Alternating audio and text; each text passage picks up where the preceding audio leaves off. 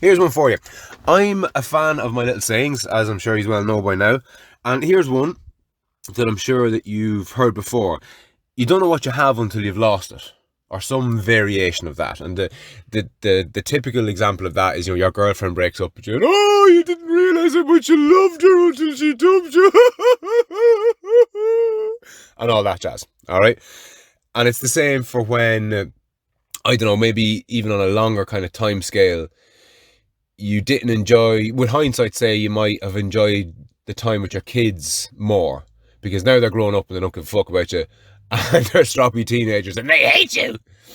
I could see how somebody, a parent of a stroppy teenager, would kind of look back on the time when the kid was, 5 or 6 or maybe even 2 or 10 or whatever age, and remember and reminisce over the innocence and kind of go, oh God, I didn't appreciate that as much as I could have. Now look, a big part of that is just life. But anyway, I'm a fan of my little sayings, but I'm also a fan of tweaking sayings, just to fucking be really self-serving and to suit myself.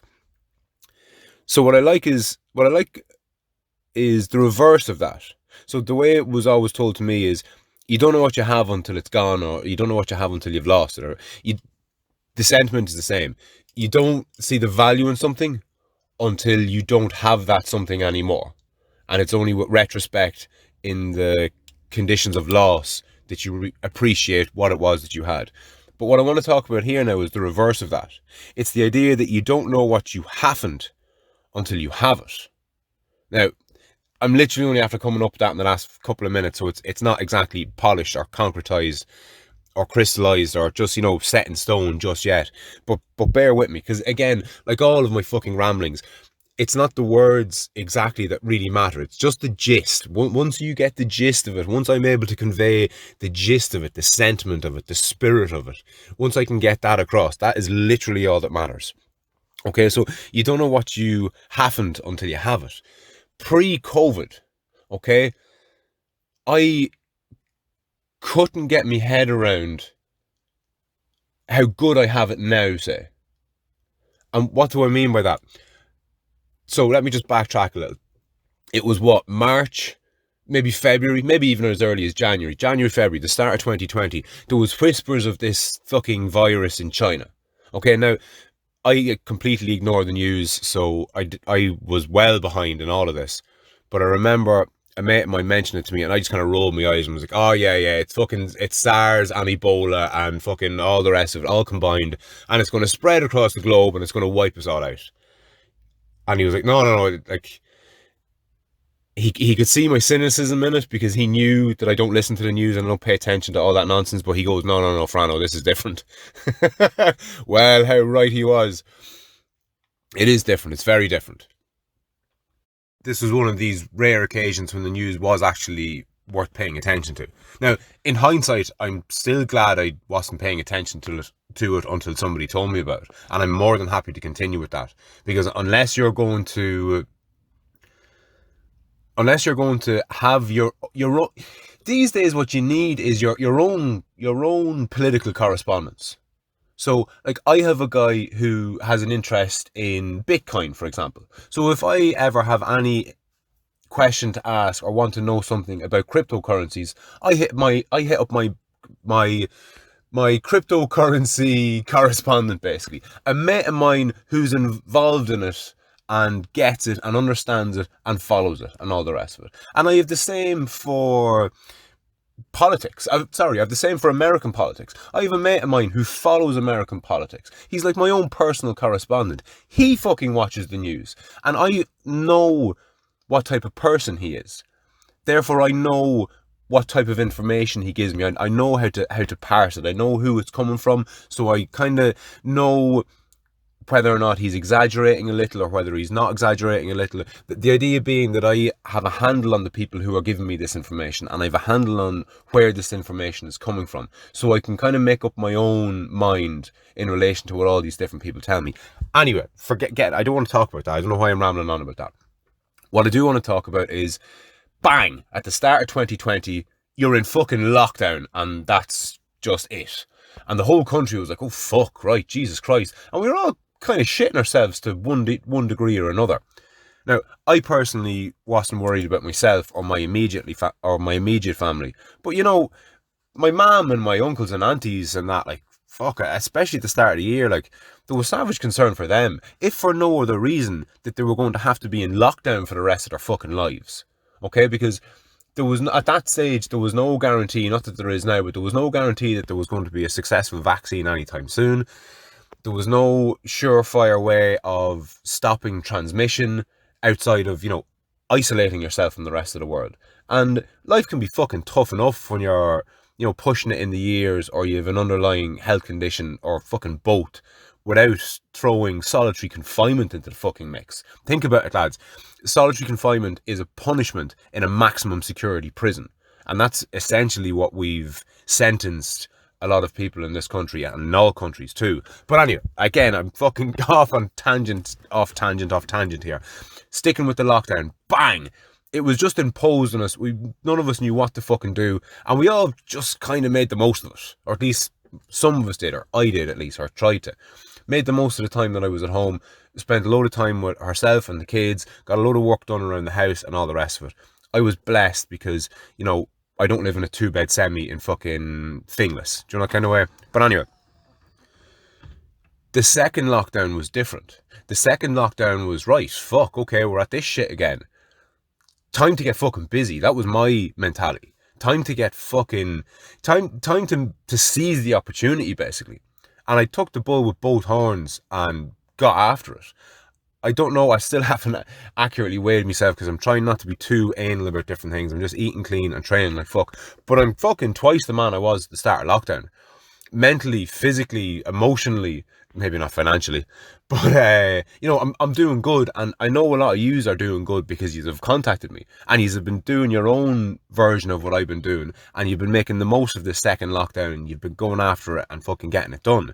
Now, bringing this back to where I started, the opposite of you don't know what you have until you've lost it is you don't know what you haven't until you have it. I'm after creating a little mini life for myself over the past 6 weeks. I've essentially been, to some degree, almost acting like a fucking millionaire. Don't have to go to work. Can't go to work. Don't have work to go to, unfortunately. But, if you change your view of it slightly, you don't have to go to work. Who else doesn't have to go to work? Super fucking rich people. They don't have to go to work. I knew over the course of 6 weeks that I wasn't going to go broke and starve because I'm getting the COVID payment and, I have a business and I have means and I'm lucky in that sense, okay? I don't mean to fucking rub anybody's nose into it, but we've been okay, thankfully, okay? We're not on the breadline. We're not fucking in risk of losing our home. We're in risk of joining a food queue or anything like that. And I'm fully fucking aware that there are many thousands, if not hundreds of thousands of people in this country who are in that predicament. And my heart goes out to them. It genuinely does. But I'm not going to let that cloud my own vision and basically say, oh, well, if some people in the country are fucked, I should be fucked with them, or pretend to be fucked, or not take the opportunity to capitalise on a bad situation. But I couldn't have imagined the kind of freedom that I have now, or that I've had, that I've enjoyed over the past couple of weeks. Like, I remember, a great question to ask yourself is, what would you do if you didn't have to work? Now, I haven't come up with this now since COVID. This is something that was told to me fucking, God knows, decades ago probably. And it's what every career guidance teacher should be asking students in schools, and it's what parents should be asking their teenagers especially. If you didn't have to work, what would you do? And my answer to that was always, I'd study and train full time. So I'd hit the books and read up and learn and educate myself about all sorts. And I'd train like a fucking professional athlete. Like, what could be better than a life of training and studying? To me, at least. It mightn't be everybody's cup of tea, but to me, at least, that's what it would be. And in hindsight, that's essentially what I've been doing over the last 6 weeks. Like, the podcast every day, like, I haven't put a massive amount of effort into it, but I have been thinking about it constantly. And I've been thinking about interesting things. And before I regurgitate something interesting that's been in my head, I've Googled it because I don't want to be spreading misinformation. Speaking of misinformation, shout out to friend of the show, Fiacre Ward. Hi, Fiacre. Fiacre contacted me in relation to something that I had said about my calorie intake.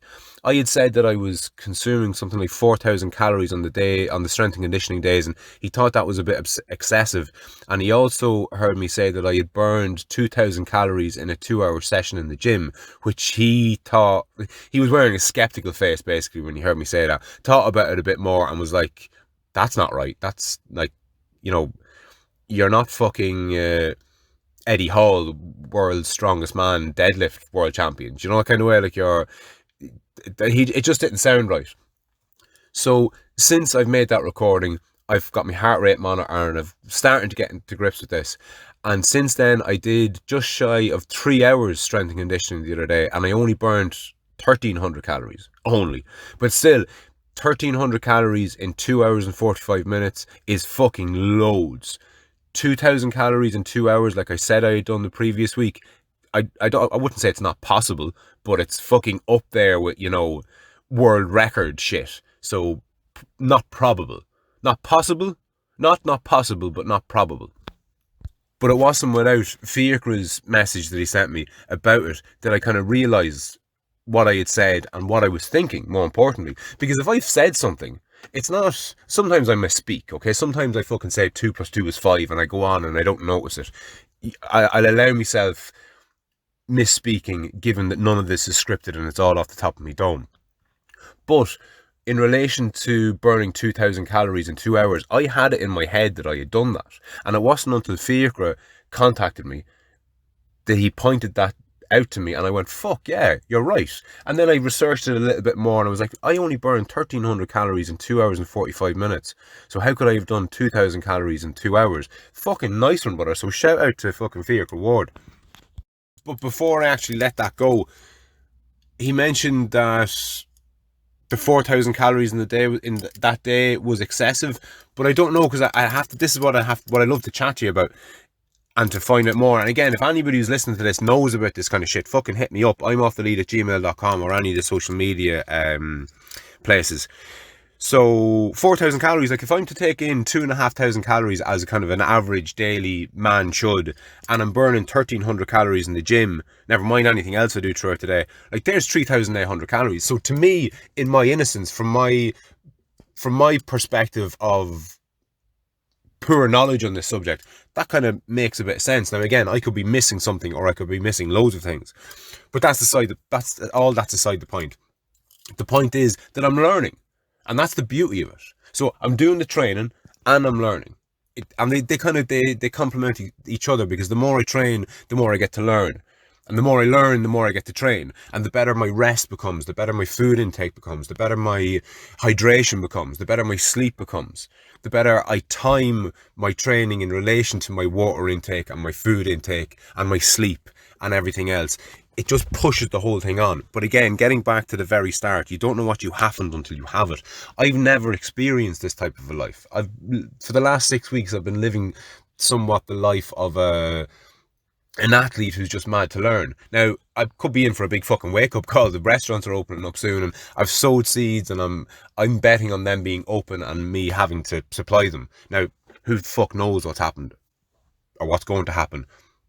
But anyway, the point is, if you've been getting after it, like so many of you I know have been, because you have contacted me, and thanks again, all that shit goes a very, very, very long way. And it's gotten me to fucking episode 38, lads. 38 of 42. And I'm looking forward to getting back doing the conversations with people. Shout out to Bernard Smith, friend of the show and future guest. Bernard's committed to coming on. When I build my studio, which is nearly finished, I might pull the finger out and get Bernard on in the coming weeks. Looking forward to doing the conversations with people again. And I'm looking forward to doing more solos. But, just an impromptu solo. Maybe a solo that takes me 4 or 5 days to script and sit down and write. And it could be on anything. Now, odds are it'll be on something that I've already touched on before, and I'll be looking to expand on it. But again, it's all part of the education. It's all part of the journey. So maybe think about this. Everybody's harping on about getting back to normal or the new normal, or you'll often hear people say, I just can't wait till this is all fucking behind us and we're, quote unquote, back to normal. Fuck being back to normal. That's what I say. If you can at all, if it's within your power at all, fuck going back to normal. Unless, of course, you had an absolutely perfect life before COVID, and that's all you want is to go back to your absolutely perfect life. But I mean, how many of us had that good of lives? And we can see the downsides that COVID have brought us. But, focus on them at your peril. Sit at home and moan about how you can't do this and you can't do that and how you'd like to do this and you'd like to do that. And then say to yourself, how many of all these things that you can't do now, were you doing pre-COVID? Because I've said to myself, oh, jeez, it'd be great to go for pints with this fella, and it'd be great to meet up with this guy and have a meal, and be made up to meet up with this person, that person, and do this, that, and the other. But realistically, pre-COVID, I wasn't doing any of that. Now, maybe I will. Maybe absence makes the heart grow fonder. There's another little fucking cliche quote for you. Maybe that's the case. Maybe we'll really appreciate everything that we don't have now when we have it back again. But odds are we'll take all that for granted within a wet week of all this COVID crack being behind us. Realistically, I mean, don't let back to normal be back to where you were pre-COVID. Have there be some fucking progression. And maybe if you haven't made the most of the last 6 weeks, bear this in mind. There's probably going to be another lockdown. And if there's going to be another lockdown, I'm not committing to this now by any stretch of the imagination, but I'll probably do another fucking solo season. Why not, like? Who knows? But fuck it. In it to win it. And I'll chat to you tomorrow. But before I let you go, I'd just like to remind everybody that this episode and all the episodes on YouTube have been brought to you by past guest and friend of the show, Pat McKeown. Pat is very similar to myself insofar as that he's long had an interest in the mind and more specifically the brain and how they both interact, to such an extent that he went and spent 4 years getting a degree in neuroscience and then spent a further year in getting a master's in psychology. Now what he's done is pretty fucking cool. He's after setting up his own YouTube channel. It's called Pat Psychology Masters and there's a link in the description. Now what he's done here is he's uploaded all the best bits that he's learned over the last 5 years and put them into short, plain English, easy to understand YouTube videos for the likes of myself. His YouTube channel has been a massive resource for me in understanding both my mind and the mind of others. So hit up Pat Psychology Masters YouTube channel, subscribe, give it a like and a comment and a share. All that kind of stuff helps. And I'll chat to you soon.